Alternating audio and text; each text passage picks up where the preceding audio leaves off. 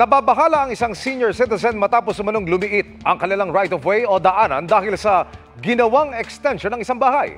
Tinulungan siya ng inyong Kapuso Action Man. Ganito ang dating lagusan papunta sa bahay ng senior citizen na si Florinda sa isang bahagi ng Tramo Street sa Pasay City. Pero napalit daw lalo nang mag-extend ang bahay na ito sa daan.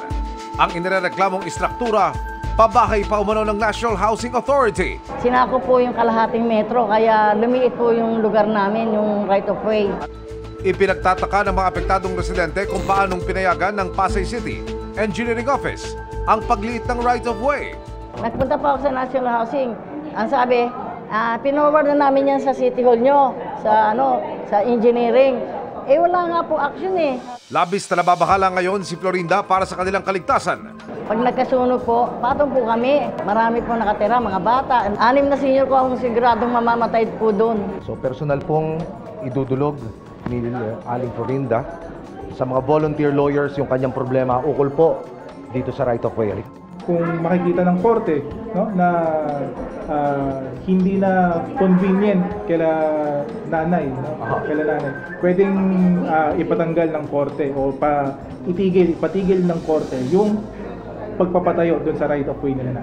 Ang may jurisdiction nito ay regional trial court kasi pag ang right of way ay ulitin ko lang, incapable of pecuniary estimation to, kaya sa regional trial court tayo ang may proper jurisdiction nito. Nanindigan naman na nagpatayo ng istruktura. Galing po sa nasakop is pwede naman nilang tignan yung sukat and title, transfer title, and then yung permit ng renovation. All we know talaga is tama kasi nandun kami sa linya. Ayon sa Pasay City Office of the Building Official, Marso ngayong taon nang mag-inspeksyon sila sa lugar, doon lumabas na walang aprobadong building permit ang konstruksyon ng extension ng bahay. Nagbigay na raw sila ng Notice of Illegal Construction at Notice of Violation sa may-ari ng bahay. Buwan ng Abril naman nakakuha ng kaukulang permit ang may-ari.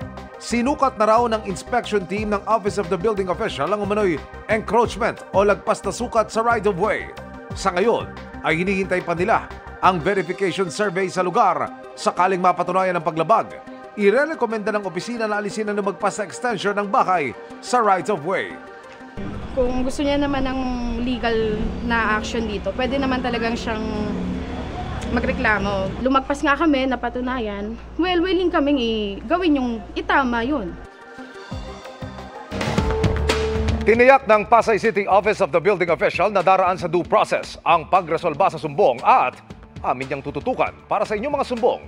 Ipadala niyo lamang sa Kapuso Action Man Facebook page dahil sa anumang reklamo, pang-abuso o katiwalian, tiyak may katapat na aksyon sa inyong Kapuso Action Man.